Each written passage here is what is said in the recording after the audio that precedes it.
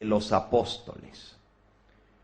Y si usted todavía recuerda sus raíces católicas, como la mayoría de nuestra gente que viene de trasfondo católico, recordará esa declaración de fe. Si bien se llama el credo de los apóstoles, aún los autores más conservadores, no hablar de los liberales, pero los más conservadores dentro del catolicismo, declaran que, si bien se le llama el credo de los apóstoles, fue confeccionado después de la muerte de los apóstoles.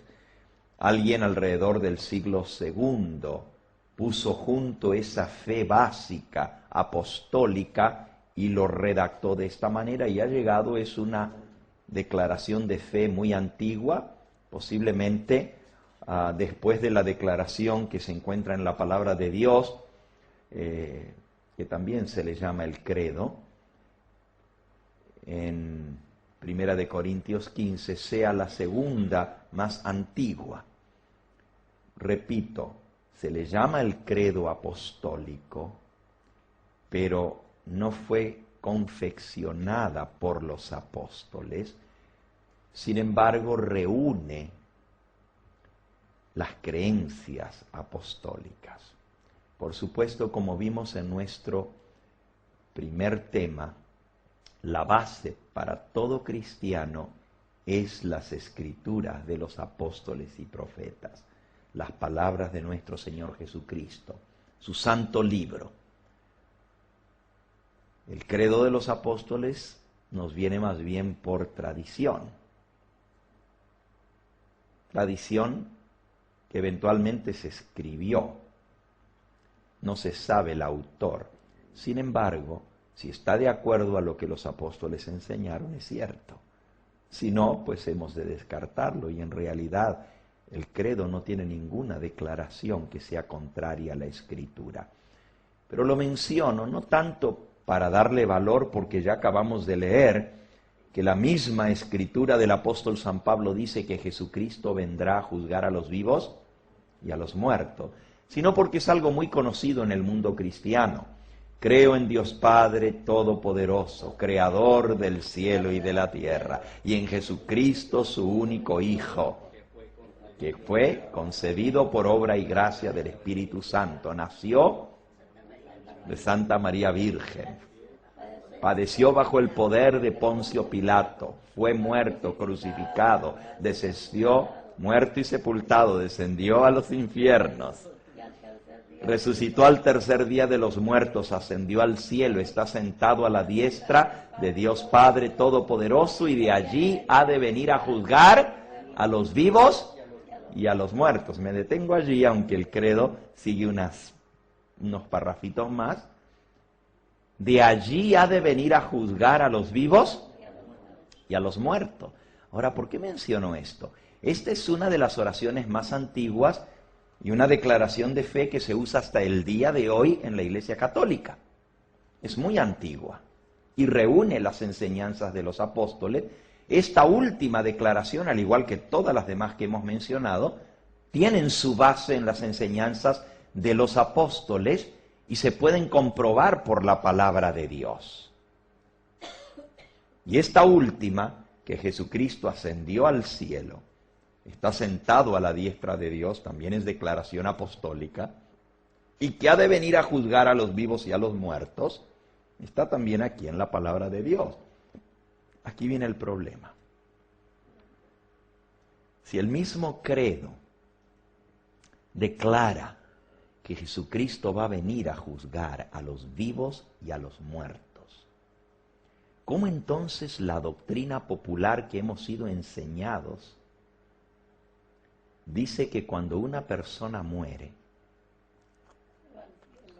si murió en la fe, si murió habiendo recibido todos los sacramentos, si murió sin pecado mortal, va al cielo? Su espíritu va a la presencia de Dios. Y se nos enseña que todos los muertos buenos están en la gloria. Y el refrán, aunque no es bíblico, pero muy común, cuando se habla de una persona muerta, se lo escribe hasta en las lápidas, que la letra Q, hasta se lo abrevia, ¿verdad? Que en paz descansen los apóstoles. Y si usted todavía recuerda sus raíces católicas, como la mayoría de nuestra gente que viene de trasfondo católico, recordará esa declaración de fe. Si bien se llama el credo de los apóstoles, aún los autores más conservadores, no hablar de los liberales, pero los más conservadores dentro del catolicismo, declaran que, si bien se le llama el credo de los apóstoles, fue confeccionado después de la muerte de los apóstoles. Alguien alrededor del siglo II puso junto esa fe básica apostólica y lo redactó de esta manera, y ha llegado, es una declaración de fe muy antigua, posiblemente después de la declaración que se encuentra en la palabra de Dios, que también se le llama el credo, en 1 Corintios 15, sea la segunda más antigua. Repito, se le llama el credo apostólico, pero no fue confeccionada por los apóstoles, sin embargo reúne las creencias apostólicas. Por supuesto, como vimos en nuestro primer tema, la base para todo cristiano es las escrituras de los apóstoles y profetas, las palabras de nuestro Señor Jesucristo, su santo libro. El credo de los apóstoles nos viene más bien por tradición. Tradición que eventualmente se escribió. No se sabe el autor. Sin embargo, si está de acuerdo a lo que los apóstoles enseñaron, es cierto. Si no, pues hemos de descartarlo, y en realidad el credo no tiene ninguna declaración que sea contraria a la Escritura. Pero lo menciono no tanto para darle valor, porque ya acabamos de leer que la misma Escritura del apóstol San Pablo dice que Jesucristo vendrá a juzgar a los vivos y a los muertos, sino porque es algo muy conocido en el mundo cristiano.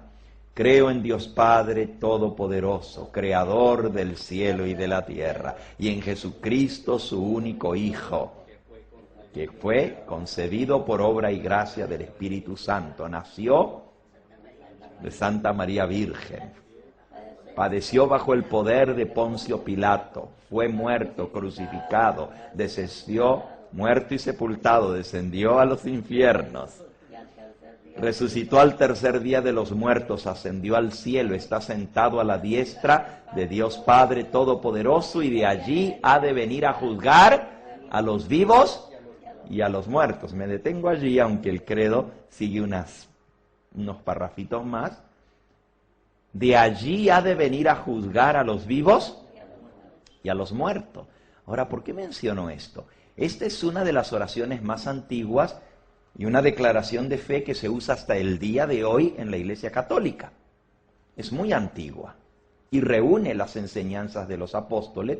Esta última declaración, al igual que todas las demás que hemos mencionado, tienen su base en las enseñanzas de los apóstoles y se pueden comprobar por la palabra de Dios.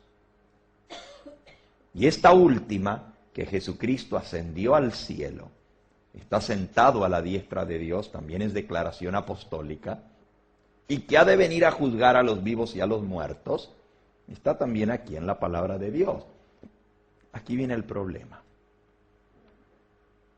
Si el mismo credo declara que Jesucristo va a venir a juzgar a los vivos y a los muertos, ¿cómo entonces la doctrina popular que hemos sido enseñados dice que cuando una persona muere,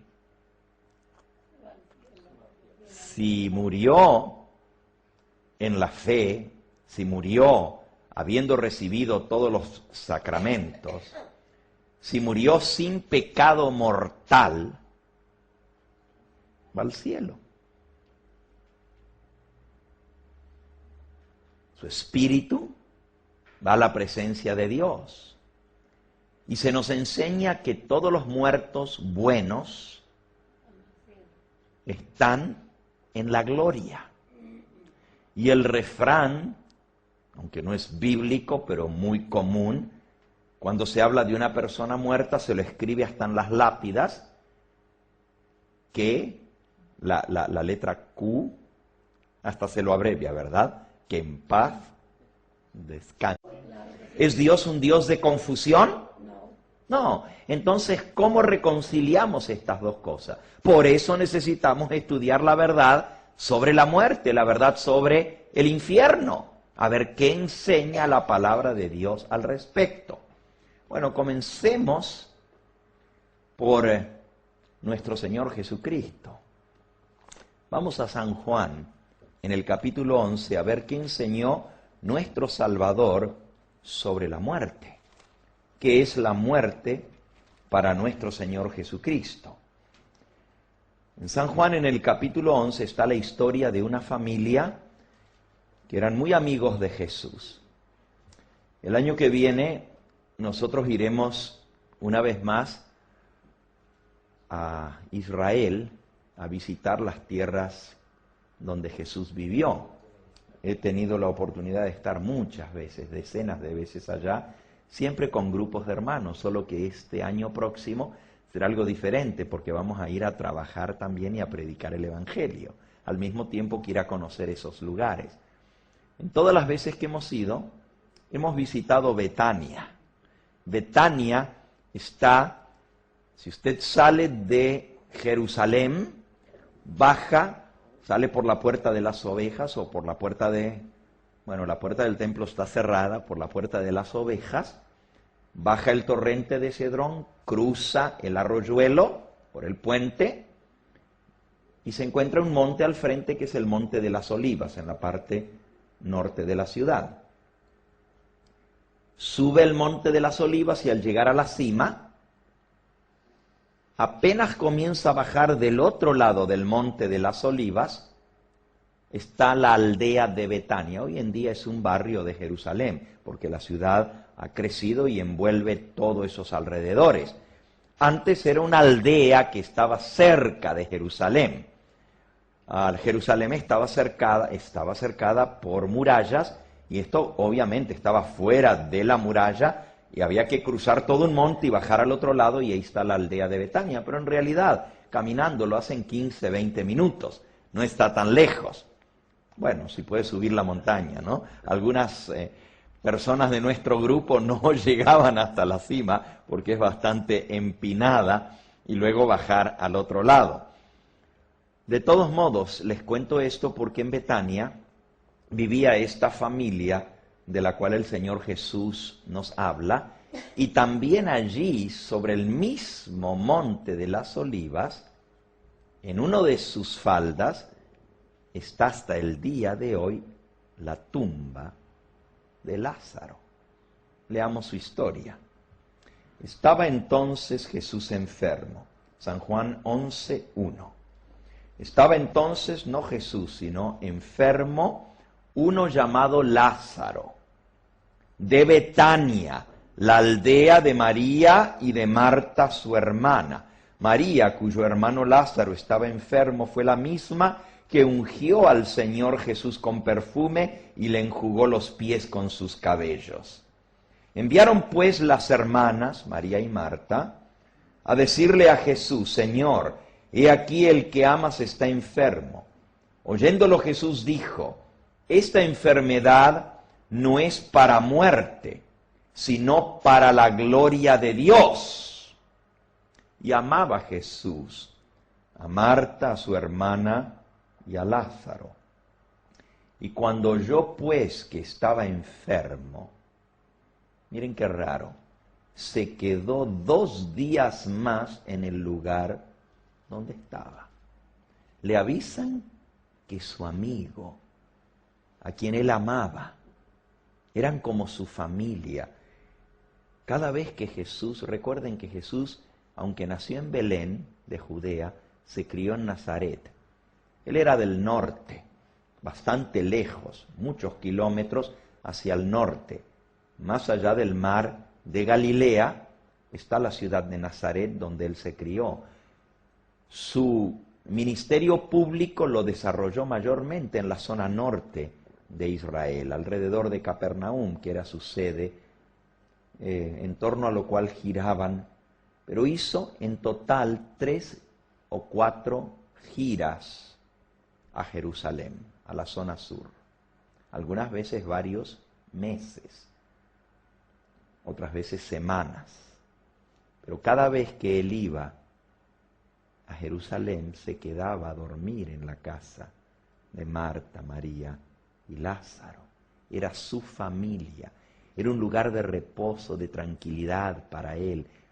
Eran sus amistades más íntimas. Y Jesús amaba a Lázaro. Sin embargo, cuando se enteró que Lázaro estaba enfermo, en lugar de ir de inmediato, se quedó 2 días más en el lugar donde estaba. Y luego de esto, versículo 7, le dijo a los discípulos, vamos ahora a Judea otra vez. Y le dijeron los discípulos, Rabí, ahora procuraban los judíos apedrearte y otra vez quieres ir allá. Y respondió Jesús, ¿no tiene el día 12 horas? El que anda de día no tropieza, porque ve la luz del día de este mundo. Pero el que anda de noche tropieza porque no hay luz en él. Y dicho esto les dijo, nuestro amigo Lázaro duerme, mas voy a despertarlo. Dijeron entonces sus discípulos, Señor, si duerme, se está mejorando, sanará. Pero Jesús decía esto de la muerte de Lázaro. Y ellos pensaron que hablaba del reposar del sueño. Entonces Jesús les dijo claramente, Lázaro ha muerto. Ahora aquí tenemos la historia de Lázaro. Ustedes conocen el fin de esta historia. Jesús resucitó a Lázaro. Pero es muy interesante la manera como Jesús presenta la muerte de Lázaro. Porque dice en el tema este de los que duermen, pero ni siquiera entra a explicar quiénes son los que duermen, simplemente da por sentado que todo el mundo entiende lo que él está diciendo. Los que duermen son ¿quiénes? ¿Quiénes son? Los muertos. En el resto del pasaje nos va a quedar muy en claro, pero no entra ni a explicar. Simplemente él da por sentado que toda persona que lee esto sabe de lo que él está hablando. No quiero que ignoréis acerca de los que duermen. Para Pablo también la muerte es un sueño. Sigan leyendo. Porque si creemos que Jesús murió y resucitó, yo les pregunto a ustedes, ¿cuántos de los que están aquí creen de verdad, de corazón, porque son cristianos creyentes, que Jesús murió y resucitó de los muertos? ¿Puedo ver las manos? Muy bien. Todos creemos que Jesús murió y resucitó. Pues dice aquí, si creemos que Jesús murió y resucitó, así también debemos creer, así también debemos creer que Dios traerá con Jesús a la vida a los que durmieron en él. Si tú crees en la muerte y la resurrección de Cristo, también debes creer que los muertos van a resucitar y que Dios los va a volver a traer nuevamente a la vida. ¿Crees en la resurrección de los muertos? Bueno, el credo, la partecita que no citamos, dice, I believe in the resurrection of the dead. Yes.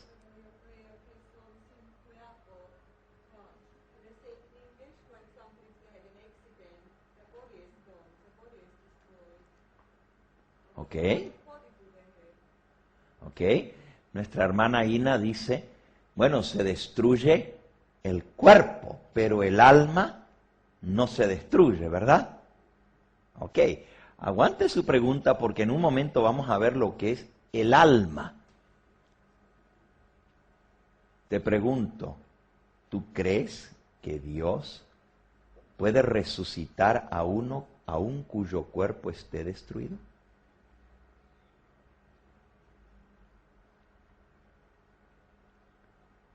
Lázaro, ¿cuántos días hacía que estaba muerto? ¿Se acuerdan lo que su hermana dijo cuando Jesús dio la orden, quiten la piedra? ¿Qué dijo Marta?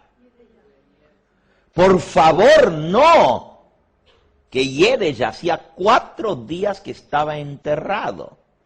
Su cuerpo ya estaba en descomposición. Y sin embargo Jesús lo resucitó. No hay nada imposible para Dios porque Él es la resurrección y la vida. Eso es lo que nos enseña el Evangelio. Ahora, sigamos viendo lo que dice San Pablo. Por supuesto, esto no lo digo yo, lo dice la palabra de Dios. Si creemos que Jesús murió y resucitó, tenemos que creer que Dios traerá a la vida a los que durmieron en Él. If you believe that Jesus died and resurrected, well, you've got to believe that God is going to bring back to life those that died in Him. Let's keep on reading. Leamos. Por lo cual, versículo 15, os decimos esto en palabra del Señor. This is the word of the Lord. Que nosotros, que vivimos, que habremos quedado hasta la venida del Señor, no precederemos a los que durmieron. Porque el Señor mismo, con voz de mando, con voz del arcángel y con trompeta de Dios descenderá del cielo. Y los muertos en Cristo resucitarán primero. Alabado sea el nombre de Dios. Luego nosotros, los que vivimos, los que hayamos quedado, seremos arrebatados juntamente con ellos en las nubes para recibir al Señor en el aire, y así estaremos siempre con el Señor. Por tanto, alentaos, consolaos los unos a los otros con estas palabras. Aquí hay una tremenda segunda verdad con respecto a la muerte. La primera es que para Dios la muerte es un sueño. La segunda es que ese sueño tiene un despertar.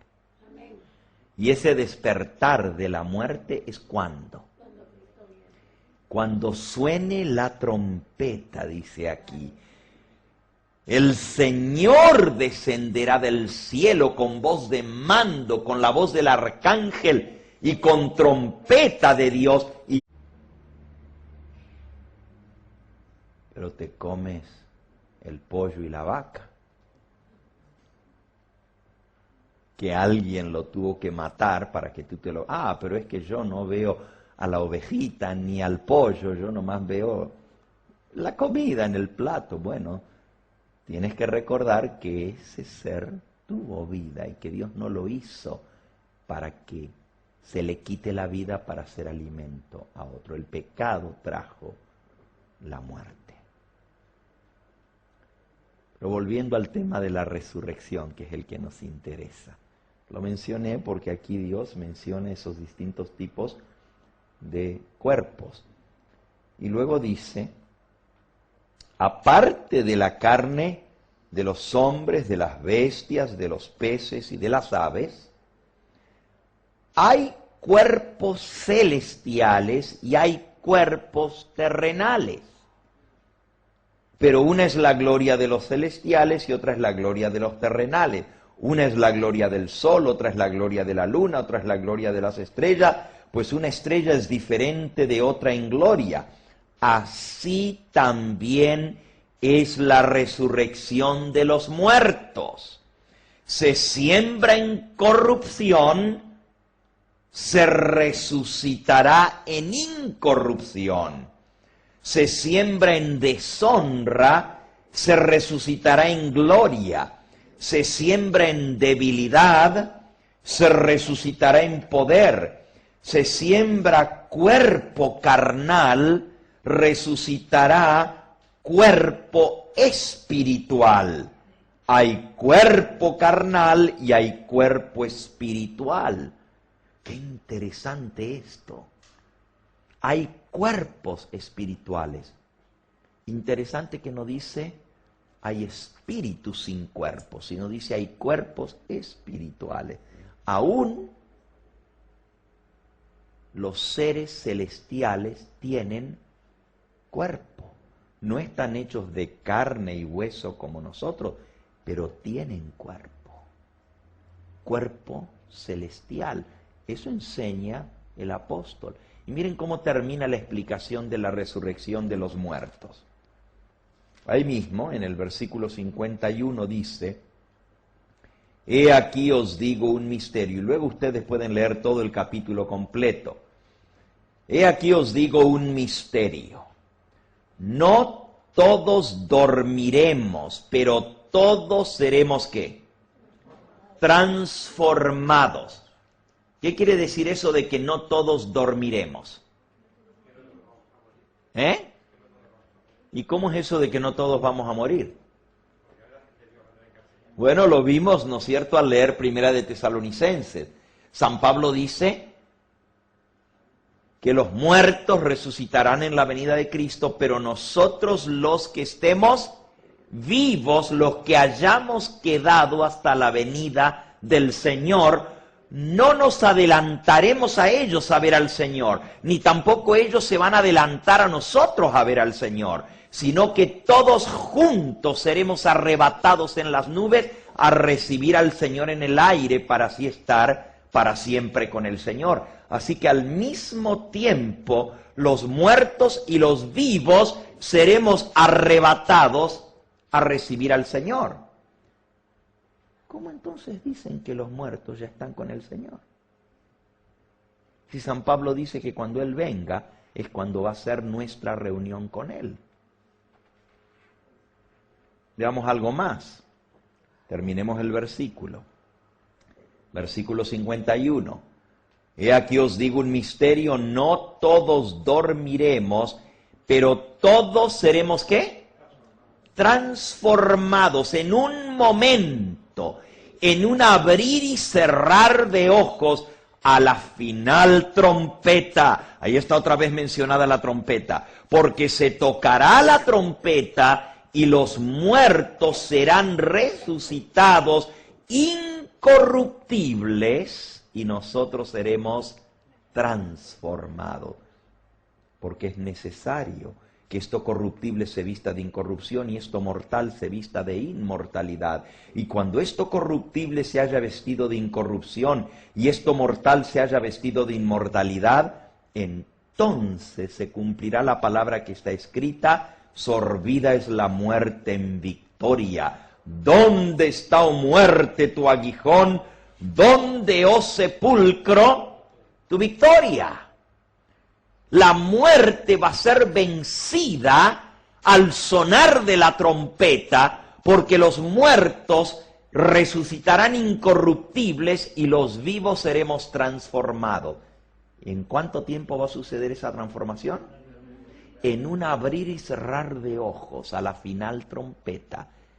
Dios nos va a dar un cuerpo incorruptible, un cuerpo inmortal, un cuerpo que no se enferma, un cuerpo que no se envejece, un cuerpo que no decae, un cuerpo, esa es la palabra, sin corrupción.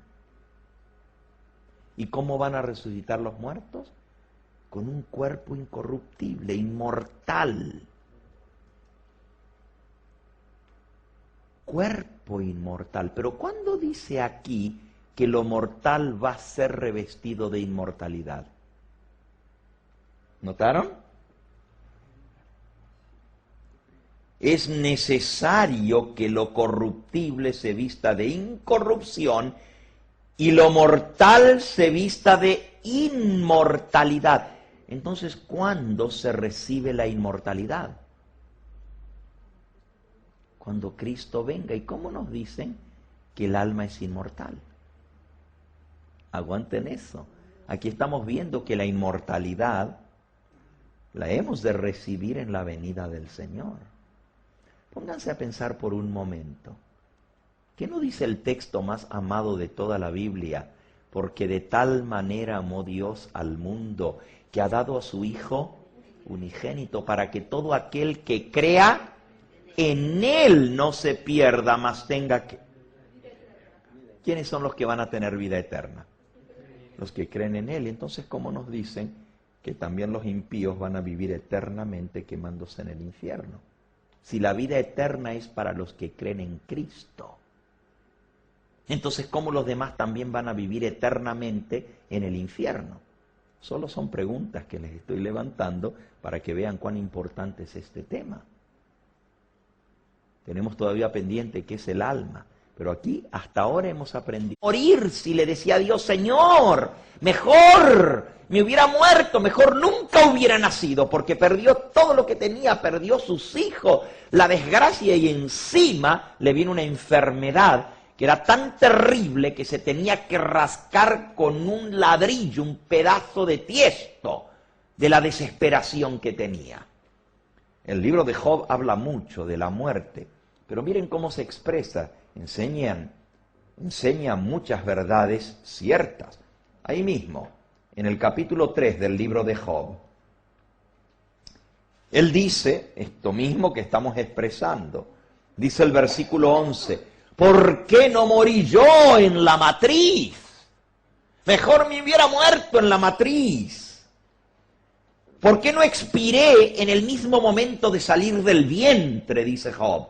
Con toda esta desgracia que me ha venido, era mejor que me hubiera muerto al nacer. ¿Por qué me recibieron las rodillas?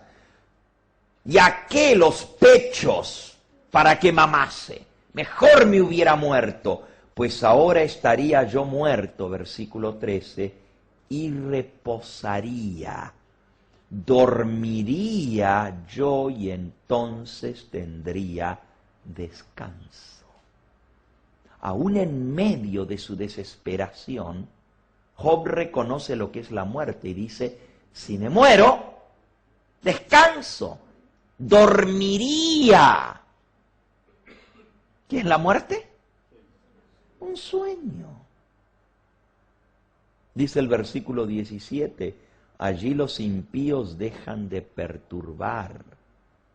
Allí descansan los de agotadas fuerzas. Allí también reposan los cautivos, no oyen la voz de su capataz. Allí están el chico y el grande, y el siervo libre de su Señor. Todos parejos. ¿Saben? La muerte es el gran emparejador. No importa lo que tú hayas sido y todas esas ínfulas que tenemos como seres humanos, todos esos orgullos y esos niveles y castas, en la muerte todo queda igual, todo va al polvo y los gusanos se lo comen, rico y pobre, con títulos o ignorante, todo es igual. Grandes y chicos, ricos y pobres, exaltados o ignorantes, todos van igual. Y dice allí, ahí reposan por igual, grandes y chicos, buenos y malos. La muerte es un sueño, no es lo único. Sigan leyendo. Job capítulo 7, dice el versículo 7. Aquí Job argumenta con Dios y le dice, acuérdate, le dice a Dios, que mi vida es un soplo, que mis ojos no volverán a ver el bien. Los ojos de los que me ven no me verán más. Fijarás en mí tus ojos y dejaré de ser. Como la nube se desvanece y se va, así el que desciende al sepulcro no subirá, no volverá más a su casa, ni su lugar le conocerá más. Miren qué interesante este pasaje. La gente le tiene miedo a los muertos. La gente dice, uy, en esa casa asustan. Así dicen allá en México, en Centroamérica. En esa casa asustan y se refieren a las casas que suceden cosas raras, ¿verdad? Dicen, no, hay un ánima en pena que anda rondando. Hay gente que dice, yo no vuelvo a entrar en el lugar donde se murió mi papá porque su espíritu anda rondando allí. Pero la palabra de Dios dice, el que desciende al sepulcro no regresa, no sube, su lugar no le conocerá más. No hay que tenerle miedo a los muertos, a los vivos sí, Tony. Pero a los muertos no hace falta tenerles miedo. No hay lugar más tranquilo que al lado del cementerio. Me acuerdo que una vez yo estaba dando estudios bíblicos y me tocaba enseñar la Biblia a una familia que vivía al lado del cementerio. Y una vez llevé a otra persona conmigo que me acompañó a dar el estudio y me dice, al lado del cementerio, yo no viviría aquí ni loco. Y le digo, y pregúntale a la familia qué tal es vivir al lado del cementerio. Y se animó. Y dice, ¿y ustedes cómo viven aquí al lado del cementerio? ¿No les da miedo? Dios va a llamar a los muertos y los va a resucitar, pero mientras que llegue ese día, los muertos están ¿cómo? Dormidos. Miren lo que dice el versículo 21. Sus hijos tendrán honores, pero él no lo sabrá. O serán humillados, pero no entenderá de ello. Los hijos pueden ser honrados o humillados que el muerto no sabe nada. Ahora, si estuviera en el cielo, vería lo que está pasando con sus hijos, ¿saben? Mi esposa perdió a su mamá cuando tenía 11 años de edad, quedó huérfana de madre. Y les tocó a los niños, los 3 hermanos que eran, ir a vivir en casa de sus familiares. Uno con casa de una abuelita, el otro con casa de una tía, no los podían tener a los 3 juntos. Y sufrían mucho los niños, mi esposa era la mayor. Mabel tenía 11 años, pero era la mayor. Los otros hermanos eran más chiquititos cuando su madre murió. Y ellos lloraban. Extrañaban a su madre y también extrañaban la familia, estar juntos. Y la tía le decía, no llores porque tu mamita te está viendo desde el cielo. ¿No es eso lo que les enseñan a los niños? Pórtate bien, porque tu papito te está viendo desde el cielo. Pero la Biblia dice, sus hijos tendrán honores, pero él no lo sabrá. Serán humillados, pero él no entenderá de ello. Qué bueno que los muertos no saben, porque si supieran, imagínense, algunos todavía no se termina de enfriar el cadáver cuando ya los hijos están arrancando los ojos por la herencia. ¿Sí o no? Oh, sí, suceden cosas horribles. Y todavía está calentito el muerto cuando ya la familia está dividida y peleándose. Imagínense, pero dice, sus hijos tendrán honores, él no lo sabrá, serán humillados, él no entenderá de ello.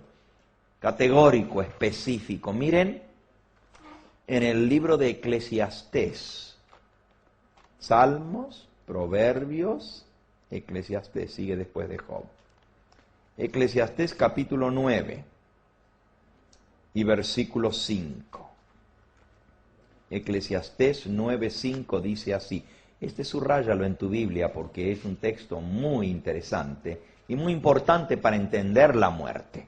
Eclesiastés 9:5 dice: porque los que viven saben que han de morir. Pero los muertos, ¿qué dice? Nada saben, ni tienen más paga porque su memoria es puesta en olvido. También su amor, su odio y su envidia fenecieron ya, y nunca más tendrán parte en todo lo que se hace debajo del sol. Los que viven saben que han de morir, pero los muertos, ¿qué dice? Nada saben. ¿Cuánto saben los muertos? Si estuvieran en el cielo, tuvieran amor, pero ahí dice su amor se acabó. Si estuvieran en el infierno o en el purgatorio, tuvieran odio o envidia. Aquí dice su amor, su odio, su envidia caducó, terminó, feneció. Y no pueden tener parte en nada de todo lo que se hace debajo del sol. No pueden entrar en este mundo otra vez. Los muertos no vuelven, dice la Escritura. El que desciende al Seol no regresa. Ahora miren, no hemos leído un versículo, hemos leído un montón y puedo seguir la noche entera leyéndoles versículos que va a decir exactamente lo mismo, tanto el Antiguo como el Nuevo Testamento. El libro de Job dice, la muerte es un sueño. El Señor Jesús dijo, Lázaro duerme y voy a despertarlo. Lo mismo que enseña el Antiguo Testamento lo enseña el Nuevo Testamento. La muerte es un sueño, los muertos nada saben. Pero ¿y no se van los muertos a estar con el Señor? Don't the dead go to heaven to be with the Lord? Aren't they in the glory? ¿No están ya en la gloria? Usted lo escucha continuamente. No solo del sacerdote en la Iglesia Católica, sino del pastor evangélico. Uy, Rocío Jurado está en el cielo. Esta que ha muerto cantante. Sí, dice que llora lágrimas y todo. Ah. Bueno, en el catolicismo se habla mucho de esto, pero también en las iglesias protestantes dicen, nuestro hermano ya está con el Señor, se fue a la presencia de Dios, está con el Señor allá en el cielo, está gozando en la gloria. A ver, ¿qué dice la Biblia? Vamos a leerlo. En el libro de Salmo. Busquen por favor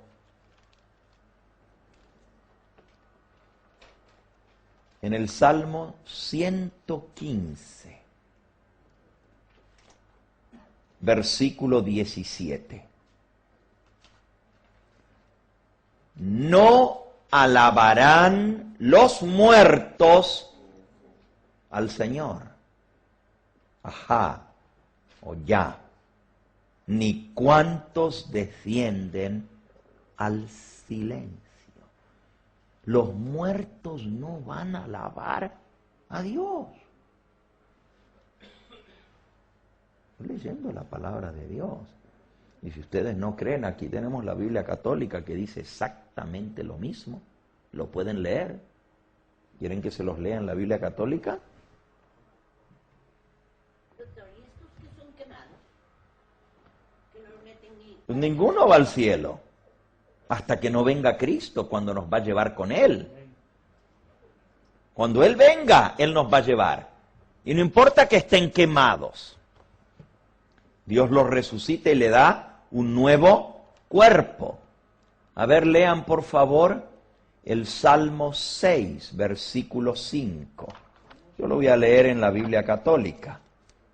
Ustedes lo pueden leer en su propia Biblia para que vean que dice exactamente lo mismo. Salmo 6, versículo 5. Ajá. Dice así en la Biblia católica. porque en la muerte ya no hay memoria de ti. En el sepulcro, ¿quién te tributará alabanzas? En la muerte no hay memoria de ti, le está hablando el salmista, y le dice, Señor, sálvame, no permitas que me muera, libra mi alma, dice el versículo 5, sálvame por tu misericordia, porque si me muero, no te voy a ir a alabar. Consérvame la vida para que te siga alabando. Todo lo contrario de lo que nos han enseñado. A ver, Salmo 146, versículo 4. Salmo. Que está pesada esta y se dobla. Esta está más pesada que la otra y para dar vuelta a las páginas cuesta porque la tengo que meter debajo de la lamparita. Salmo 146, versículo 4. Dice así.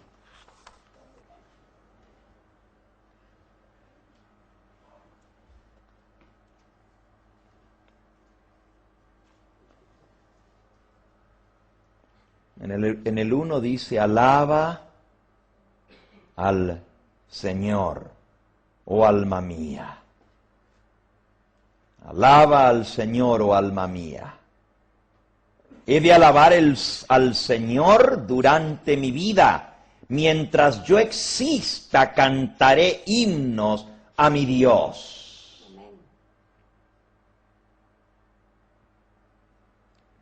No confiéis en los poderosos de la tierra, en los hijos de los hombres, los cuales no tienen los poderosos de la tierra, en los hijos de los hombres, los cuales no tienen en su mano salvación que darte. Porque sale su espíritu, vuelve al polvo, y en ese mismo momento se desvanecen todos sus pensamientos y proyectos. ¿Dice lo mismo en su Biblia? Estoy leyendo en la misma Biblia católica. Sale su aliento, en algunas Biblias dice sale su espíritu, ¿correcto? ¿Cómo dice en su Biblia? Aliento. Lo que pasa es que su aliento y vuelven a la tierra. Ajá, interesante. ¿En alguna Biblia de ustedes dice espíritu? ¿Sale su espíritu?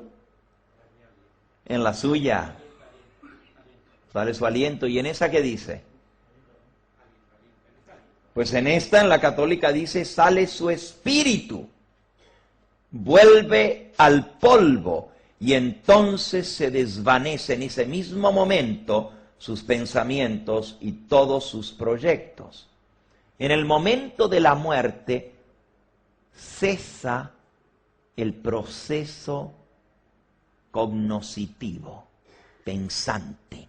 Se acaban los pensamientos, los proyectos, todo termina en el momento de la muerte.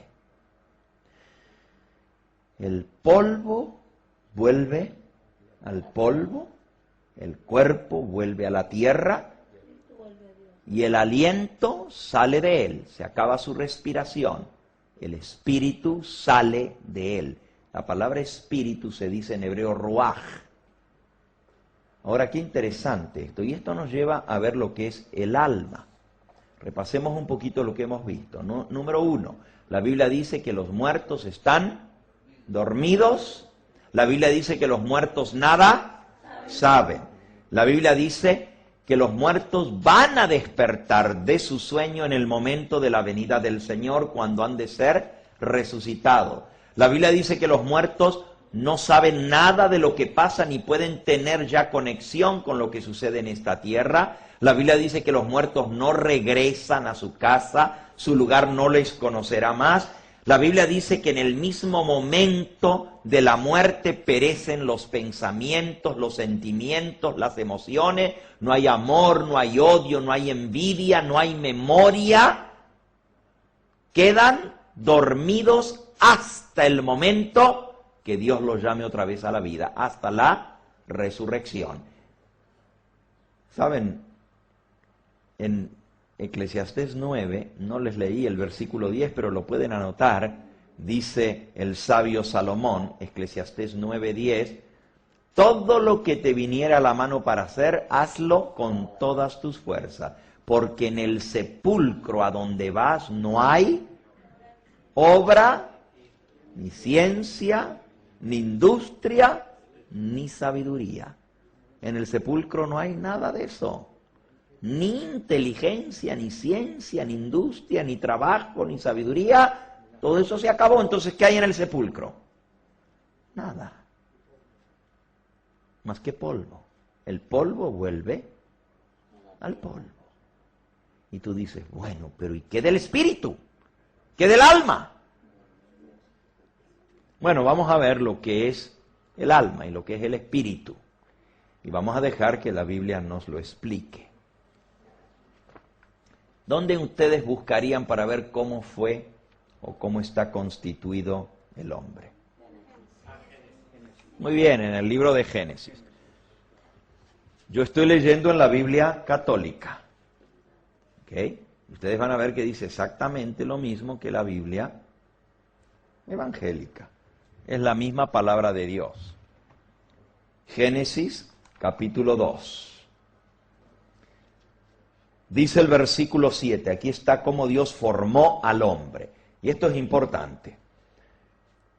Dice, formó pues el Señor Dios al hombre del polvo de la tierra y le inspiró en su nariz un soplo o espíritu de vida. Y quedó hecho el hombre viviente un alma racional. Ahora escuchen bien. ¿Cuáles son los elementos constitutivos del hombre?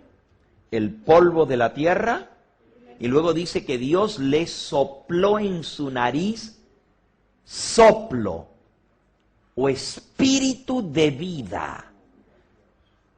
¿Ok? Aquí en las notas de la Biblia católica dice, soplo es lo mismo que espíritu de vida.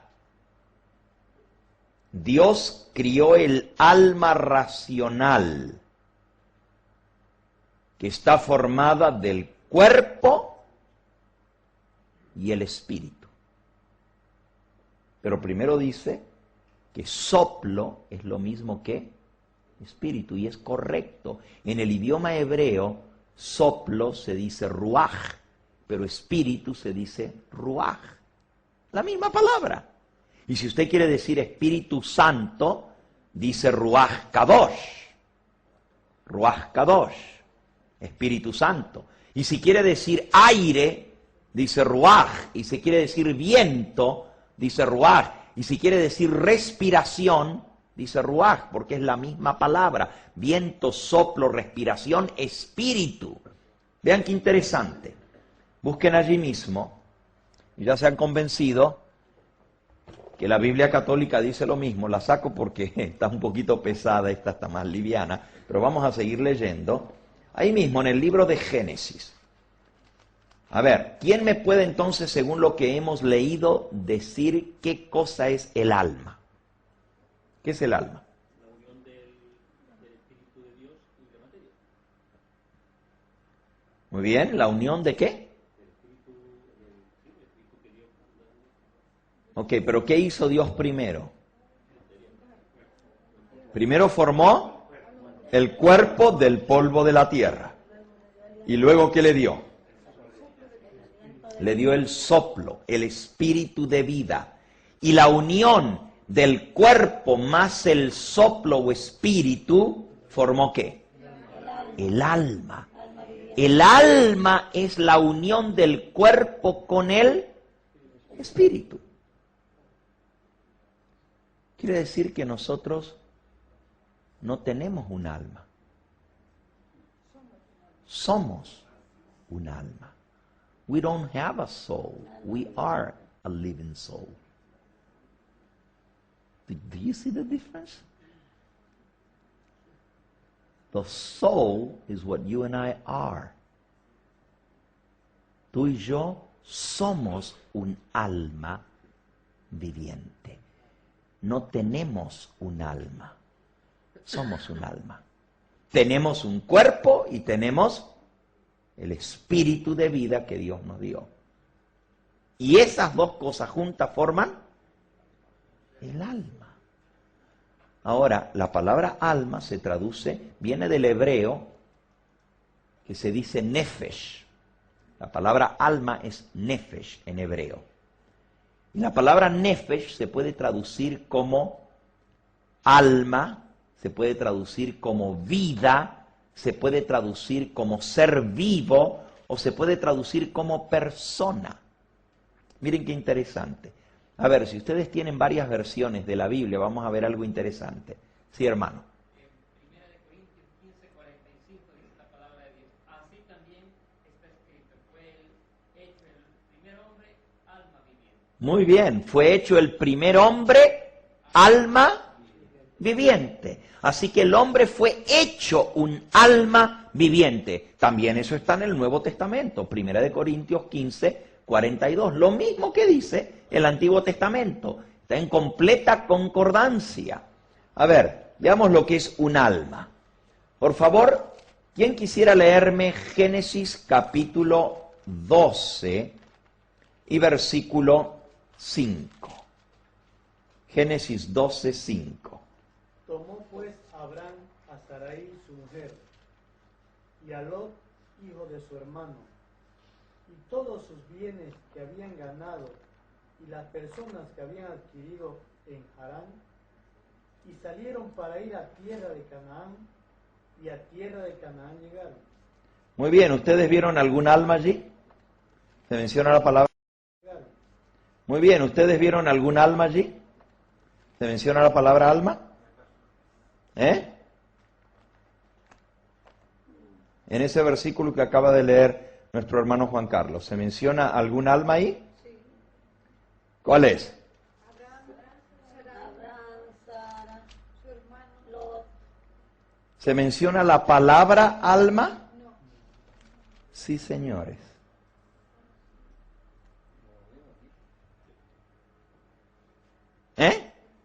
¿Nadie tiene una Biblia que mencione la palabra alma?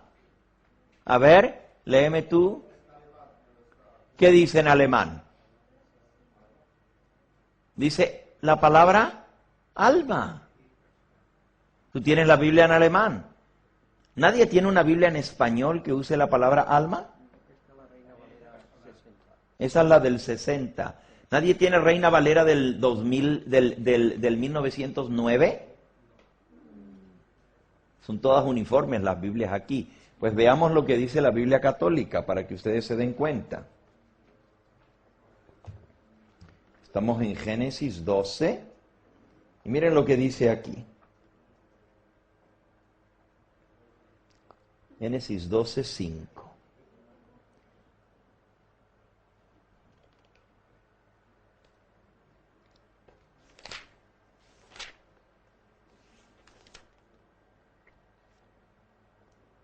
Y llevó consigo a Sarai su mujer y a Lot, hijo de su hermano, con cuánta hacienda y familia había adquirido en Harán. Oh, aquí le llama familia. Ahí le llama personas, pero ¿cómo se adquieren?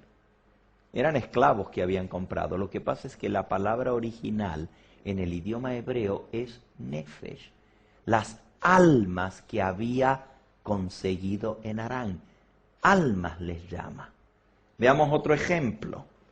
En Génesis, la primera vez que aparece la palabra alma está en Génesis capítulo 1 y versículo 20. Dice, y dijo Dios, produzcan las aguas almas vivientes, aves que vuelen, 1:20, aves que vuelen sobre la tierra en la abierta expansión de los cielos. Dios dijo, produzcan las aguas almas vivientes. En algunas Biblias lo traduce seres vivientes. Pero ahí la palabra ser viene del hebreo nefesh, almas vivientes. Versículo 24, luego dijo Dios, produzca la tierra seres vivientes según su género, bestias, serpientes y animales de la tierra según su especie. En cada uno de estos versículos la palabra que se usa es nefesh, la misma que se traduce como el hombre fue hecho un ser viviente, un alma viviente, ser viviente, nefesh. Podríamos ver muchos versículos más. Pregunto, ¿un ave puede tener alma? ¿Tienen las aves almas? Según la creencia popular, solo el hombre tiene alma, los animales no tienen alma. A ver, ¿quién me quiere leer Salmo 74, 19? Salmo 74, 19.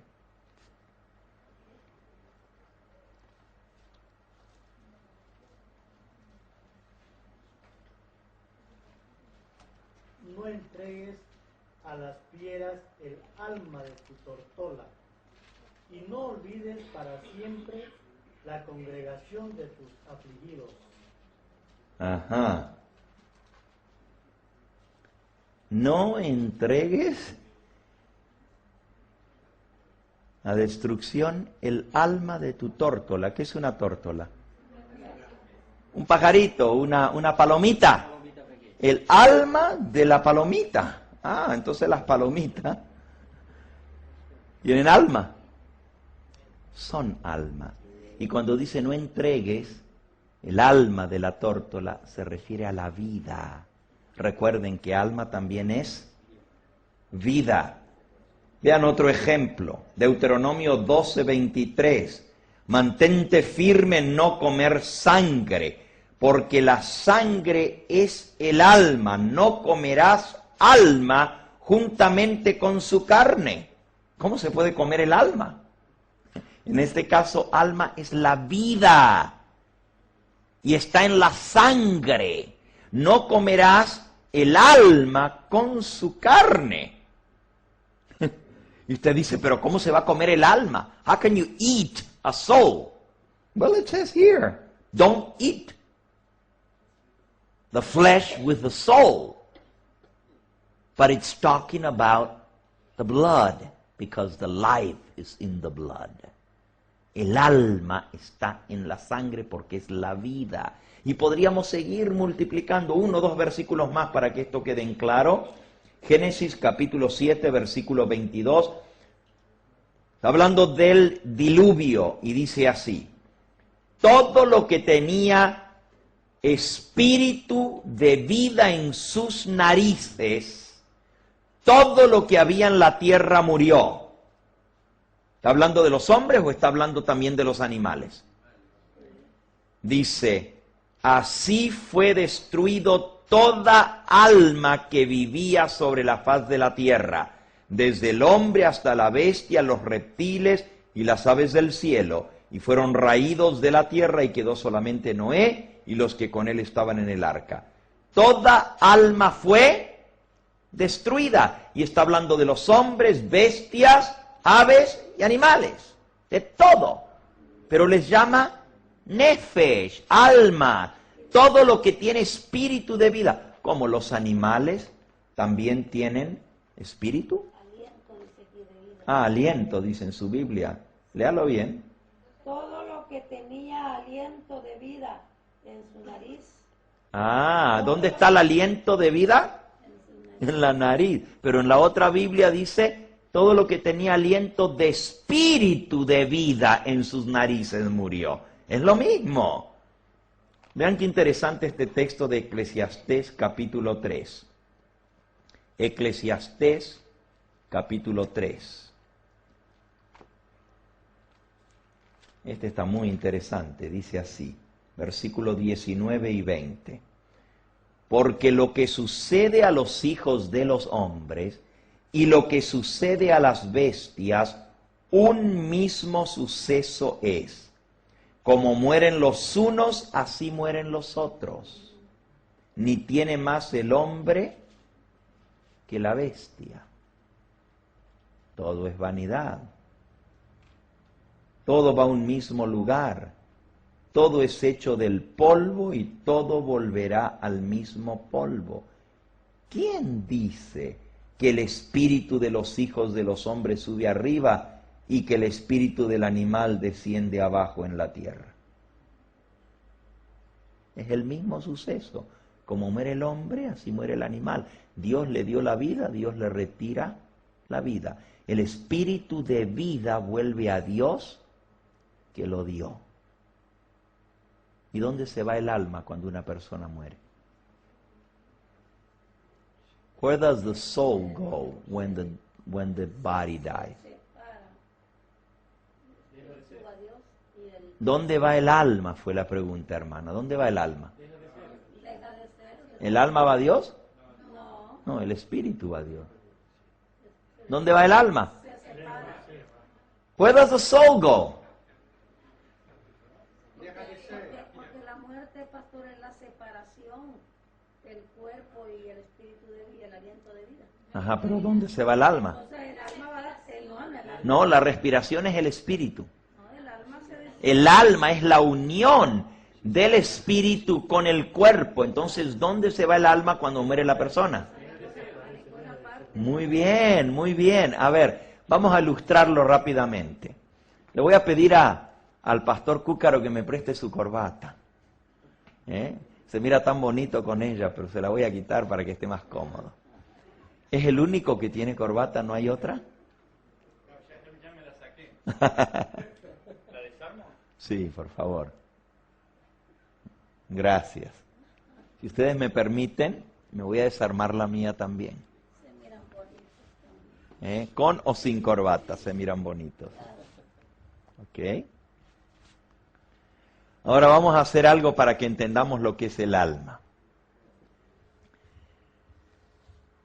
El ser humano está constituido por dos elementos. Como esa más oscura que es, constituido por dos elementos. Como esa más oscura que esa le vamos a llamar tierra, polvo, barro, lodo. ¿Ok? Esa va a ser la parte que Dios tomó del polvo de la tierra. Por cierto, ¿saben que todo elemento que está en el cuerpo del ser humano se encuentra en la tierra? Desde el agua, que compone el 90% de nuestro cuerpo, el fósforo, el magnesio, el potasio, el calcio y no sé cuántos minerales más, todos usted los puede encontrar en la tierra. Esa es prueba de que fuimos hechos de la tierra, ¿sí o no? Ok, esta es la tierra. Ahora vamos a decir que esto es el espíritu, el soplo, esta es la vida. Solo para ilustrarlo, ¿verdad? Ok, les hago esta pregunta. Antes de que Dios formara a Adán, esto era tierra. ¿Dónde estaba Adán? No estaba en el polvo. No existía Adán. No existía, no había Adán. Les pregunto, antes de que Dios formara al hombre, esto, que es el espíritu que Dios le dio, ¿era Adán? Esto es muy importante que lo entendamos. Muy importante. El espíritu es la vida, el poder de vivir, el soplo que Dios da, es la chispa de la vida, pero no es un ser, no es un ente que existe antes de que el cuerpo sea creado. Ojo, porque hay muchas religiones orientales que dicen que el espíritu es eterno y que cuando Dios le da vida a una criatura, coloca un espíritu dentro de un cuerpo. La Biblia no enseña eso. La Biblia dice que Dios es espíritu y cuando Él da el espíritu, da la vida porque Él es vida. Él es el dador de la vida. Pero esa vida está en Dios. Pero no es Adán, ni Eva, ni ningún otro. Es simplemente Dios y su vida que Él da. Así que Adán no existía antes de que Dios lo creara. Ahora vamos a unirlo a los dos. ¿Ok? Vamos a pedirle aquí al pastor que él los una, que que los una. Un nudo. Para que estén bien unidos. El hombre fue formado del polvo de la tierra y Dios sopló en su nariz aliento, soplo, respiración, el poder de la vida. A eso se le llama espíritu, lo que Dios da. Espíritu de vida. Muy bien. Y la unión de los dos se transformó en un ¿qué? En un alma viviente. ¿Ustedes ven el alma? ¿La ven o no ven el alma? El alma es la unión de los dos. Y él le hizo un nudo, le podríamos haber hecho varios nudos, ¿verdad? Después cuesta más desatarlo. Pero vamos a hacerle otro nudo por lo menos. Miren el alma. Está bonita, ¿verdad? El alma es la unión de ambos. Ahora vamos al proceso a la inversa. Eclesiastés 12:7. Y vamos a ver el proceso a la inversa. Primero vimos cómo Dios lo formó. 2 elementos forman al hombre: el polvo de la tierra y el soplo o espíritu de vida. Ahora vamos a ver qué pasa en la muerte. ¿Ok? ¿Lo encontraron? Sí. Eclesiastés 12:7. Dice: Y el y el polvo vuelve a la tierra de donde vino, como era. A ver el proceso a la inversa. El polvo vuelve a la tierra como era. Tíralo a la tierra. Volvió a la tierra. Y el espíritu volvió a Dios que lo dio. Yo no soy Dios. El espíritu, el soplo, el poder de la vida regresa a Dios. ¿Dónde se fue el alma? ¿Dónde está el alma? ¿Ustedes la vieron? ¿No la vieron? Sí, vimos. Claro que la vieron, era el nudo. Se veía claramente. Era la unión de los dos. Pero ahora no está, dejó de existir. ¿Se acuerdan lo que leímos en Job? Porque ahora yo reposaría en el polvo y si me buscares por la mañana, ya no existiré. El alma deja de existir en el momento de la muerte, porque el alma es la unión de los dos elementos. Podríamos dar otro ejemplo, ¿verdad? Yo no lo voy a tratar aquí, porque esta lamparita ha estado prendida por mucho tiempo. Y si yo trato, me quemo los dedos. Sí, gracias, pastor. Gracias. Pero miren, si yo pudiera hacer el ejemplo, lo hacía. ¿Ok? Solo que como esto está prendido, está caliente, no lo voy a tratar. Pero imagínense ustedes que el foco es la parte física del hombre. Y la corriente, ¿verdad? Esto lo que vemos, lo que tocamos es la parte física. Pero el poder, la corriente que viene por ese cable, es la vida, el soplo de vida. Cuando usted une la parte física a la corriente, yo tengo esta lámpara y como no la puedo hacer de ahí, la voy a hacer de acá abajo. ¿Ok? La unión del cuerpo con el soplo de vida forma el alma. ¿Ven el alma? ¿Ok? La separo del soplo de vida. Desapareció. ¿Dónde se fue la luz? ¿Dónde se fue? Ustedes la vieron, ¿existía o no existía? Pero ¿a dónde está? Si estaba. Alguna parte se tiene que haber ido. ¿Dónde se fue? ¿La luz se fue por ahí, por el cable? ¿Tú la viste irse? No, simplemente dejó de existir. Existía mientras hubiera conexión con la electricidad, que es la fuerza activa que le da la vida. Mientras el hombre tenga el soplo de vida, el espíritu, la fuerza de vida que Dios le da, existe. En el momento que el hombre, Dios dice, le retira su aliento, vuelve al polvo. Salmo 146, versículo 4. Retira su aliento, vuelve al polvo y en ese mismo día perecen sus pensamientos. Deja de ser, simplemente no se va a ninguna parte el alma. ¿Por qué? Porque tiene que estar unida al cuerpo para poder existir. No puede haber un alma separada del cuerpo. Y usted dice, pero eso es todo lo contrario a lo que me han enseñado. A mí me han dicho que el alma es inmortal y el alma no puede morir. A ver, rapidito, ¿quién me quiere leer?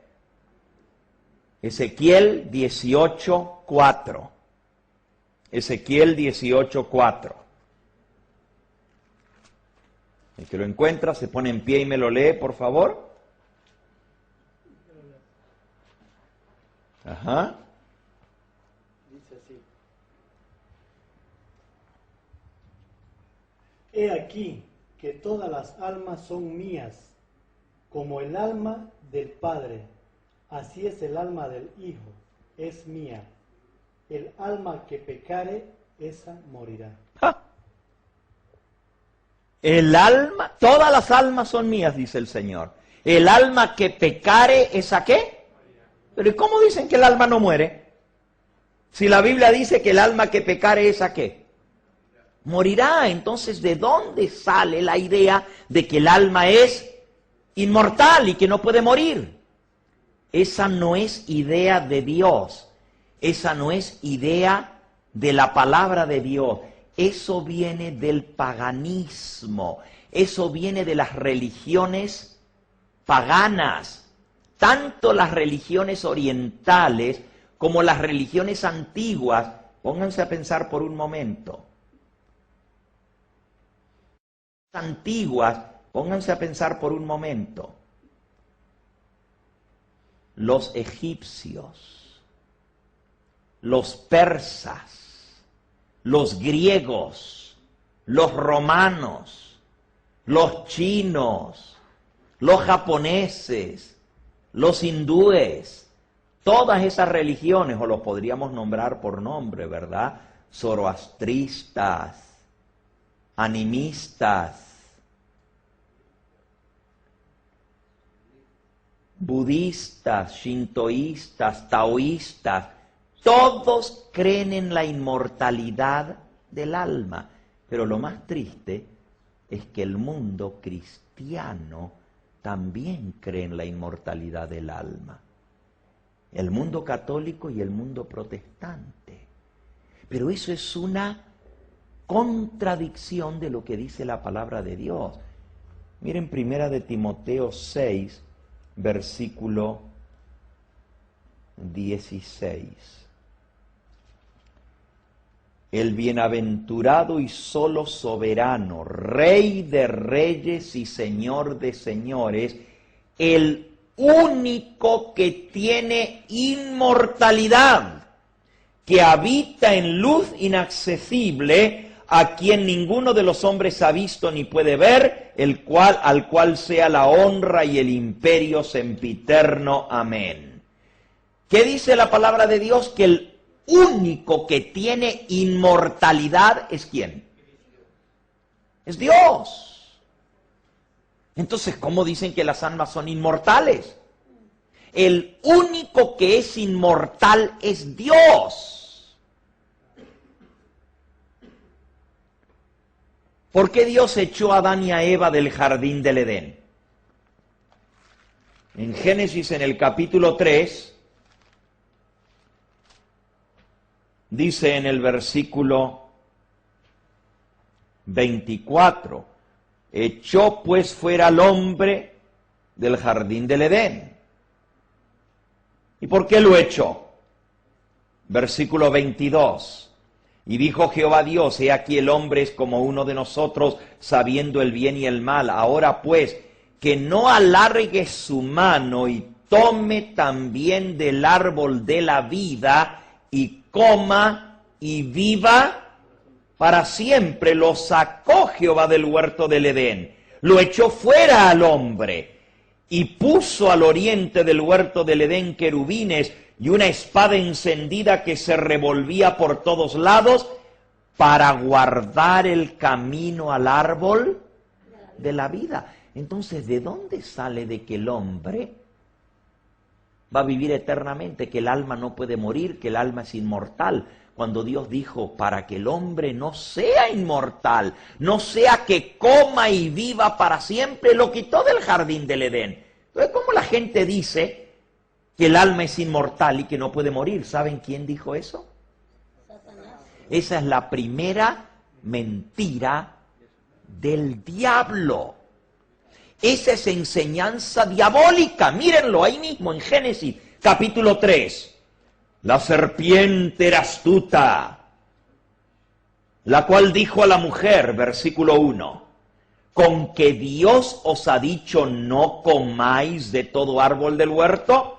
Y la mujer respondió a la serpiente, del fruto de los árboles del huerto podemos comer, pero del fruto del árbol que está en el medio del huerto, dijo Dios, no comeréis de él ni le tocaréis para que no muráis.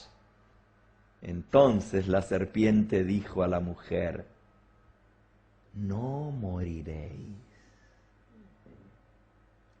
sino que sabe Dios que el día que comáis serán abiertos vuestros ojos y seréis como Dios. ¿Y cómo es Dios? Inmortal. No van a morir, al contrario, Dios no quiere que coman del fruto, porque si ustedes comen, van a ser como Dios y van a vivir eternamente. La primera mentira del diablo. No moriréis. Dios dijo, el que comiere, morirá. Y el diablo dijo, no moriréis. Y esa primera doctrina del diablo es la base del espiritismo y del satanismo y de todas las religiones falsas. No importa cuál religión tú tomes, todas las religiones falsas tienen como base la mentira del diablo, la inmortalidad del alma. Los griegos decían, y los griegos no eran cristianos, eran paganos, adoraban los dioses del Olimpo, los dioses del Panteón, los dioses de la Acrópolis. ¿Y qué decían? Que los dioses eran hombres, que al morir, su espíritu, la filosofía griega, los grandes filósofos griegos, Platón, Aristóteles, enseñaban lo mismo. Y ahí viene la filosofía griega. Cuando el hombre muere, el espíritu se libera de la cárcel que es el cuerpo. Y el espíritu pasa al mundo de los espíritus y llegan a ser como dioses. Y por eso los griegos adoraban a todos los dioses que habían sido hombres, pero que al morir llegaron a ser como dioses. Lo mismo creían los romanos, lo mismo creían los babilonios, lo mismo creían los persas. Toda esa es los egipcios exactamente lo mismo. Esa es la doctrina pagana, la inmortalidad del alma. Miren hasta dónde llegó. ¿Quién fue el famoso filósofo griego que para demostrar que él en verdad creía en la inmortalidad del alma, reunió a sus discípulos en torno a él y se tomó la cicuta para liberar su alma, su espíritu de su cuerpo? ¿Quién fue? Sócrates, porque decía que el cuerpo era la cárcel del alma y que al morir uno se libertaba, se liberaba. Hermanos, esto es exactamente lo que se enseña, no con esas palabras, en el mundo cristiano, que cuando una persona muere, el espíritu se va a Dios. Pues si es cierto, tomémonos la cicuta, porque más rápido vamos a estar con Dios. ¿No es lo lógico? O sea, si vamos a llevar esto a su lógica, y si en la muerte la persona se va directamente a estar con Dios en su presencia, pues ¿por qué no morir de una vez? ¿Para qué seguir sufriendo? ¿Se dan cuenta qué ridículo es todo esto? Pero la Biblia dice que el postrer enemigo que será destruido será la muerte. 1 Corintios 15, versículo 23. El postrer enemigo para ser destruido será la muerte. La muerte en la Biblia no es un amigo, como enseñaba Sócrates. Le llamaba la muerte el amigo amado, porque cuando venía ese amigo iba a ser libertado. Pero la Biblia no le llama a la muerte una amiga, sino una enemiga. El postrer enemigo que será destruido será la muerte. Es algo que tiene que ser destruido, acabar con la muerte. Y solo en la venida del Señor será sorbida la muerte en victoria, dice el apóstol. Para el cristiano los muertos están dormidos hasta la venida del Señor. Pero la muerte no es el fin de todo. Cristo vendrá a resucitar a los vivos. No, a transformar a los vivos y a resucitar a los muertos. Y a todos nos dará vida eterna. Y la vida eterna está en Cristo. Como dice el apóstol San Juan en 1 de Juan 5:12.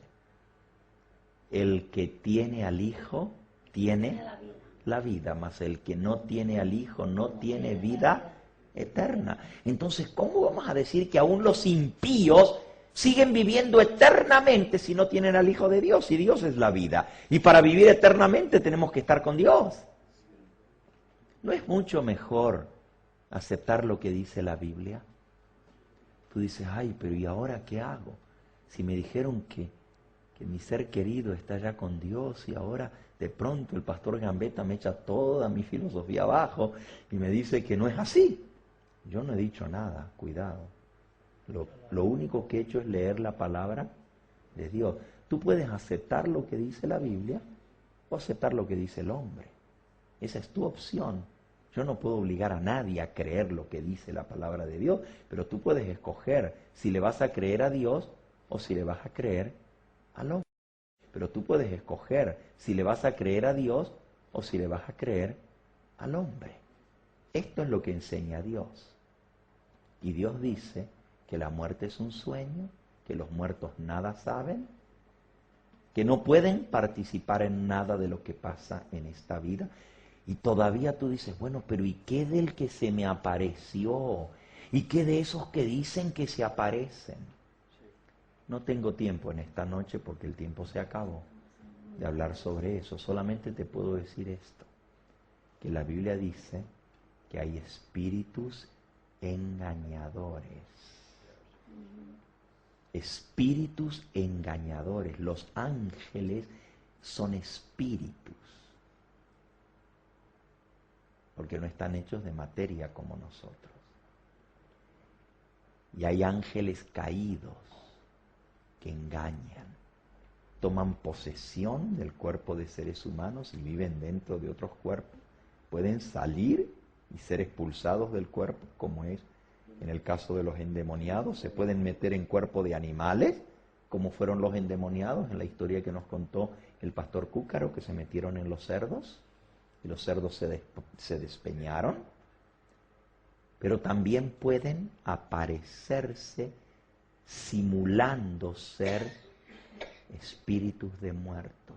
Y hay un ejemplo de eso en la Biblia, cuando el rey Saúl fue a consultar a una pitonisa, la pitonisa de Endor, una medium espiritista. Y la medium espiritista le hizo venir, entre comillas, ¿a quién? A Samuel, el profeta de Dios. Y supuestamente Samuel vino, pero Samuel estaba muerto. Pero la pitonisa lo hizo venir. Y la gente dice, ahí está la prueba. La Biblia dice que vino el espíritu de Samuel. Ah, cuidado. ¿Ustedes creen que Dios va a honrar trayendo por un momento, digamos que fuera cierto que Samuel estaba en el cielo? Resulta que ahora a través de una espiritista, Dios le va a hacer caso al espiritista y mandarle a Samuel por la espiritista, cuando la misma palabra de Dios dice que el mismo rey Saúl había mandado a matar a todos los adivinos. Y hasta la misma mujer le dijo, ¿tú quieres poner en peligro mi vida? ¿Que no sabes que el rey Saúl ha mandado a matar a todas las mujeres como yo? Y no sabía que era ni el mismo Saúl, el que venía escondido, disfrazado, para venir a hablar con ella. Lean la historia y se van a dar cuenta que en toda la historia lo que muestra es el engaño diabólico del espiritismo. Y la Biblia dice que quienes consulten a los muertos y quienes hablen con los muertos es abominación a Jehová. Deuteronomio capítulo 18, versículo 9 al 13. Abominación a Jehová cualquiera que entre en comunicación con el diablo, porque en realidad no es hablar con los muertos, es hablar con el mismo Satanás y los ángeles caídos. Y es cierto que a veces se aparecen, pero no son los muertos, porque los muertos nada saben, los muertos no vuelven, los muertos no suben, dice la Biblia. Y si no son ellos, ¿son quiénes? Y les puedo demostrar los versículos bíblicos donde dice quiénes son los muertos que se aparecen. Son espíritus engañadores, demonios que se hacen pasar por los seres queridos. Hemos visto la verdad sobre la muerte. Nos toca todavía ver la verdad sobre el infierno.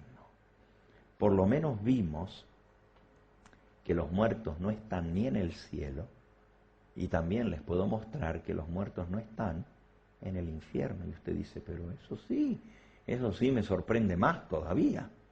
Bueno, los muertos nada saben. Cristo va a venir a juzgar a los vivos y a los muertos. Ahora, yo creo en el infierno, porque la Biblia lo enseña. Y creo que va a haber un infierno de fuego donde van a ser quemados todos los rebeldes contra Dios. Pero ¿escucharon bien lo que dije? Creo que va a haber un infierno de fuego. En el día del juicio, donde serán quemados los hombres impíos, pero no que se están quemando ahora.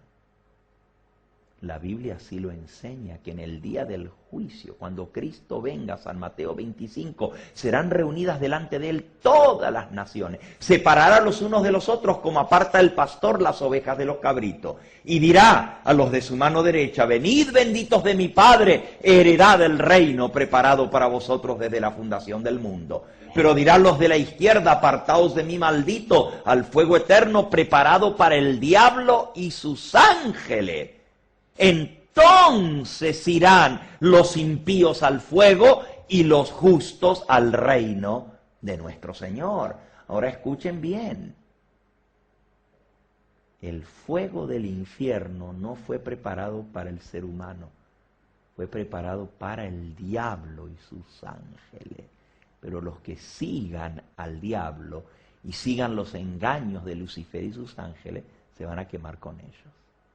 Dios no quiere que ninguno de nosotros nos quememos.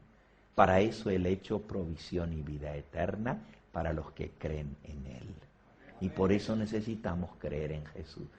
Vamos a terminar la historia para que vean cuán hermosa termina por donde comenzamos. Nuestro primer versículo ahora va a ser el último. San Juan capítulo 11. ¿Se acuerdan la historia de Lázaro? Miren cómo termina la historia. Y aunque ustedes la conocen, nunca me canso de leerla, porque las verdades más grandes del Evangelio se encuentran en esta historia. Jesús les dice, nuestro amigo Lázaro duerme y voy a despertarlo. Llegó pues Jesús, versículo 17, y halló que hacía 4 días que Lázaro estaba en el sepulcro. Betania estaba cerca de la ciudad de Jerusalén, como a 15 estadios, y muchos de los judíos habían venido a Marta y a María para consolarlas por la muerte de su hermano. Entonces Marta, cuando oyó que Jesús venía, salió a encontrarle, pero María se quedó en la casa. Y Marta le dijo a Jesús, Señor, si hubieras estado aquí, mi hermano no habría muerto. Mas también sé ahora que todo lo que pidas a Dios, Dios te lo dará. Y Jesús le dijo, tu hermano resucitará. Y Marta le dijo, yo sé que resucitará en la resurrección en el día postrero. Marta conocía la doctrina cristiana porque Jesús se la había enseñado. Yo sé que resucitará en la resurrección en el día postrero, en el día final. Y Jesús le dijo, yo soy la resurrección y la vida. El que cree en mí, aunque esté muerto, vivirá. Y todo aquel que vive y cree en mí, no morirá eternamente. ¿Crees esto? Yo te pregunto a ti, ¿lo crees tú? Amén. ¿Crees esto? Amén. ¿Que todo aquel que cree en Cristo no morirá eternamente? Amén. Ah, Marta respondió, sí, Señor, yo he creído que tú eres el Cristo, el Hijo del Dios viviente. Noten todas estas declaraciones tremendas de lo que es el Evangelio y la fe en Cristo. Habiendo dicho esto, fue y llamó a María su hermana y le dijo en secreto, el Maestro está aquí y te llama. Ella cuando lo oyó se levantó deprisa y vino a él. Jesús todavía no había entrado en la aldea, sino que estaba en el lugar donde Marta lo había dejado. Entonces los judíos que estaban en casa con ella y la consolaban, cuando vieron que María se había levantado deprisa y había salido, la siguieron diciendo, va al sepulcro a llorar allí. María, cuando llegó a donde estaba Jesús, al verle se postró a sus pies, diciéndole, Señor, si hubieses estado aquí no habría muerto mi hermano. Entonces Jesús, al verla llorando, y a los judíos que la acompañaban también llorando, se estremeció en espíritu y se conmovió, y dijo, ¿dónde le pusisteis? Y le dijeron, Señor, ven y ve. Y Jesús lloró. Entonces dijeron los judíos, mirad cómo le amaba. Y algunos de ellos dijeron, ¿no podía este que abrió los ojos al ciego haber hecho también que Lázaro no muriera? ¿Por qué lloró Jesús? Por la incredulidad, la dureza del corazón de ellos. No lloraba por Lázaro, porque sabía que lo iba a resucitar. Lloraba al ver la dureza del corazón, que hasta lo estaban criticando a él. Mira, si pudo sanar al ciego y darle la vista, ¿por qué a que lo quería tanto, por qué no lo salvó? Ya lo estaban criticando, ¿verdad? Jesús lloró por ver la dureza de su corazón, porque ni aún resucitando a Lázaro iban a creer. De su corazón, porque ni aún resucitando a Lázaro iban a creer en él. Versículo 38. Y Jesús, profundamente conmovido otra vez, vino al sepulcro. Era una cueva y tenía una piedra puesta encima. El año que viene vamos a regresar a Jerusalén y vamos a visitar la tumba de Lázaro. Está cavada en la peña, en la montaña, en el corazón del monte de las Olivas. En la ladera que baja al otro lado de ese mismo monte, hay una cueva. Y usted tiene que bajar por escalones al corazón de la tierra, dentro de la montaña. Ahí está la tumba de Lázaro. Y dice aquí, era una cueva y tenía una piedra puesta encima.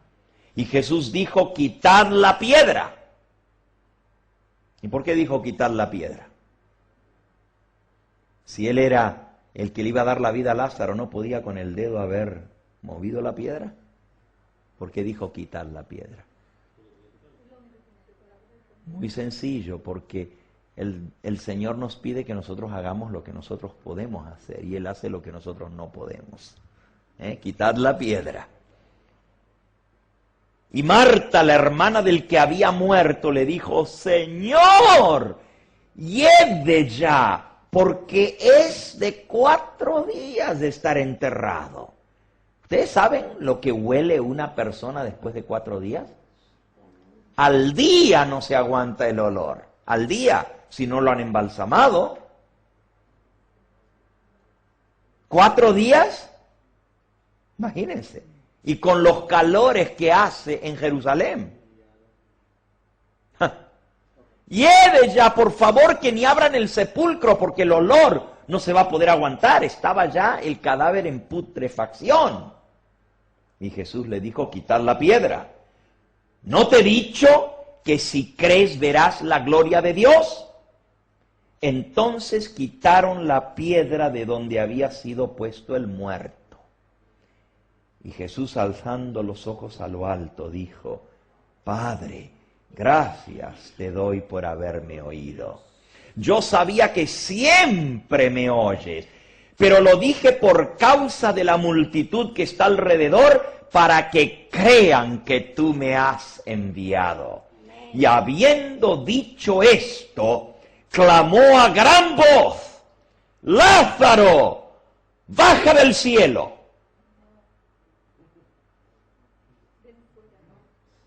¿O no dice así en sus Biblias?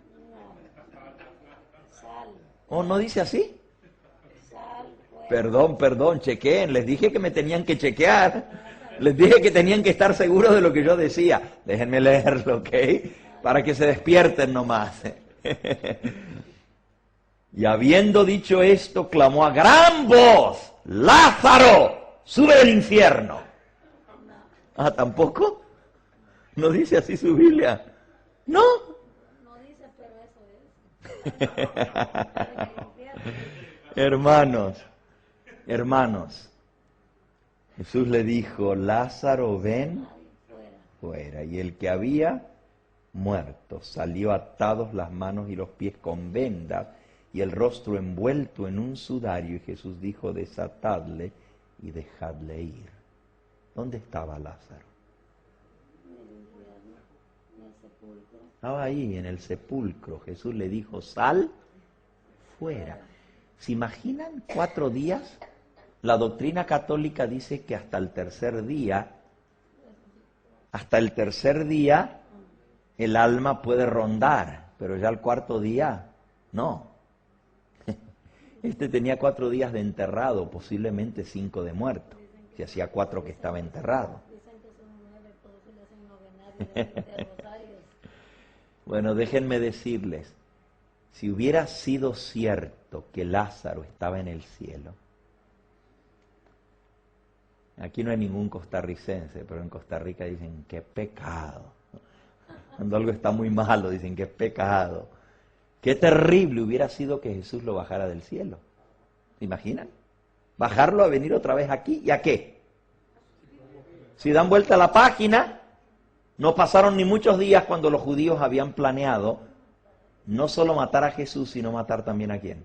Los mismos que estaban llorando lágrimas de cocodrilo, ya al tiempo estaban planeando cómo quitarle la vida a Lázaro, porque era tan poderoso el testimonio de Lázaro, que todo el mundo creía al ver al que había estado muerto y resucitó. Era tan poderoso que los judíos planearon no solo matar a Jesús.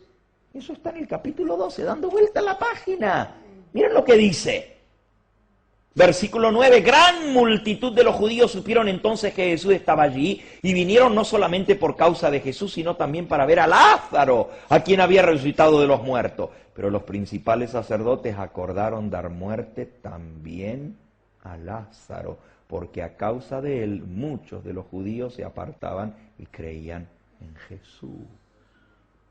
No solo decidieron matar a Jesús, sino también matar a ¿quién? ¿Saben? Por eso Jesús lloró, porque sabían la dureza del corazón. Esos que estaban ahí, derramando lágrimas de cocodrilo, al rato iban a estar tratando de matar al hombre por el cual supuestamente lloraban. ¿Por qué? Porque era un testimonio del poder de Cristo Jesús, de que Él era el Hijo de Dios realmente.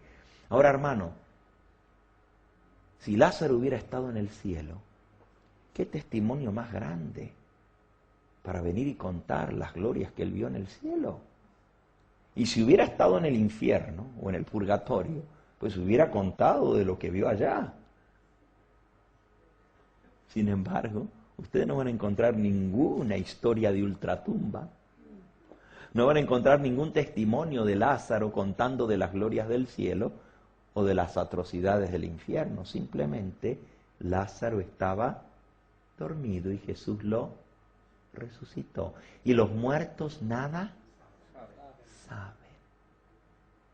Para el que vive el tiempo transcurre, para el que queda detrás, pero para el muerto el tiempo se detiene en el momento que deja de respirar.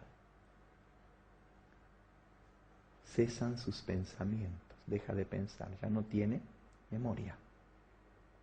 En ese segundo que cierra los ojos, se termina el tiempo para él. Cuando venga Cristo y los vuelva a abrir, pueden haber pasado 10 años, 100 años o 1000 años, que para el que murió es el próximo segundo. Cuando vuelve a abrir los ojos, está en la presencia del Señor. Puede haber pasado, no importa lo que sea, pero para el muerto no pasó más que un abrir y cerrar de ojos. Lo cerró y cuando volvió a abrir, el Señor le devuelve todo lo que Él es, toda su personalidad. Eso está registrado en los registros del cielo. Y Dios tiene todo lo que somos, lo que pensamos, lo que sentimos, nuestra personalidad, nuestro carácter, todo el Señor lo tiene grabado y al devolvernos un cuerpo inmortal pone en nosotros otra vez la información del disco duro. Lo devuelve tal cual como estaba allí, completito, no le falta nada, porque si faltara algo ya no fuéramos nosotros. Él nos hace y nos devuelve nuestra personalidad. Y para el que murió, un segundo, un abrir y cerrar de ojos. ¿No es esto mucho más bonito que creer que los muertos están o quemándose en el infierno o allá en el cielo viendo cómo sufrimos nosotros aquí en la tierra? ¿No es mucho más hermoso aceptar lo que dice la palabra de Dios? Amén. Si fuera cierto que los muertos están en el cielo, entonces Pablo diría, hermano, no quiero que ignoréis acerca de los hermanos que ya están con el Señor en la gloria.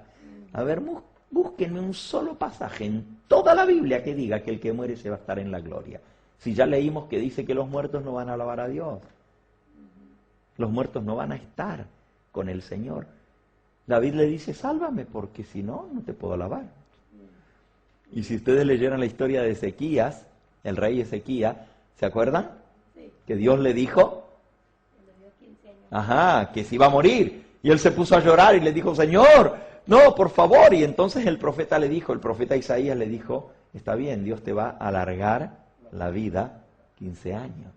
Pero si ustedes leen la oración de Ezequías, ¿saben lo que le dice? Le dice, Señor, dame la vida, porque si muero en el sepulcro, ¿quién te alabará? Señor, dame la vida, porque si muero en el sepulcro, ¿quién te alabará? No podré cantar más cánticos, ni podré hablar de tu misericordia, ni podré enseñar y contar a mis hijos tus grandezas. Sálvame, Señor, porque si me salvas la vida, te seguiré alabando y seguiré hablando de tu bondad y tu misericordia. Buen argumento. La próxima vez que te encuentres en aprieto, dile, Señor, sálvame, porque si no, no puedo alabarte. El mejor argumento. Si fuera verdad que los muertos se van a estar con Dios, todo eso no tendría ningún significado. La palabra de Dios sería una tremenda contradicción, pero no se contradice. Cristo va a venir a juzgar a los vivos y a los muertos. Y entonces cada uno recibirá su recompensa. Unos vida eterna y otros serán echados al fuego del infierno para ser quemados y para siempre dejar de ser. La Biblia dice que esa es la muerte segunda, y esa es la segunda parte de este tema que ya no lo vemos hoy. La verdad sobre el infierno y sobre el castigo eterno. Vamos a ponernos en pie, vamos a orar en esta hora. Yo sé que muchos de ustedes puede ser que tengan preguntas. Una de las primeras cosas que siempre me preguntan es, ¿y qué de la parábola del rico y Lázaro? ¿Se acuerdan esa historia? Sí. Bueno, eso también, la misma palabra de Dios nos explica que es una parábola, no es una historia real, es una ilustración. Como también la Biblia dice, un día los árboles se reunieron para escoger un rey. ¿Se acuerdan de esa parábola? Está en Jueces capítulo 7. Las parábolas no son historias reales, sino que enseñan ilustraciones, así como las fábulas de Isopo, ¿verdad? Vamos a orar, vamos a pedirle al Señor que su verdad pueda darnos paz. Quizás alguno de ustedes tiene algún ser querido a quien la muerte le arrebató. ¿No es hermoso saber que un día nos vamos a volver a encontrar? Algunos tienen su esposo, su esposa, su madre, su padre. En el día en que Cristo venga y está muy cercano, los volveremos a ver. Amén. Qué encuentro feliz será ese. Yo anhelo la venida del Señor. Amén. Anhelo la venida del Señor para encontrarme con mi Padre, para encontrarme con mi Madre, pero más anhelo la venida del Señor para conocer a mi Salvador, Amén. para verle cara a cara cuando Él venga. Oremos. Padre Santo, te agradecemos por tu santa palabra, porque es como una antorcha que alumbra nuestro camino y nos enseña el camino a la vida eterna. Te damos gracias por tus verdades preciosas, por estas maravillosas promesas que tú nos das y por saber que en Cristo Jesús hay salvación y vida eterna, porque Él es la resurrección y la vida, y todos los que en Él creemos no moriremos eternamente. Gracias por ese conocimiento tan grande de Jesucristo nuestro Salvador. Sabemos también, Señor, que hay un enemigo que ha tergiversado la verdad y se ha encargado de infiltrar la mentira tal cual como estaba profetizado, aún dentro de tu mismo pueblo, los así llamados cristianos, porque se levantarían hombres que enseñarían error y lo infiltrarían aún dentro de la iglesia cristiana. Gracias, Señor, porque nos has dado la luz de tu palabra para no ser engañados. Ayúdanos a vivir de toda palabra que sale de tu boca. Y ayúdanos a confiar en Jesús, nuestro único y suficiente Salvador, porque creyendo en Él tendremos vida eterna. Él es la vida, Él es la salvación. El que tiene al Hijo tiene la vida, el que no tiene al Hijo de Dios no tiene vida eterna. Gracias por darnos vida eterna en Jesucristo tu Hijo. Amén. En su nombre lo agradecemos y lo pedimos todo. Amén, Señor. Amén. Alabado sea.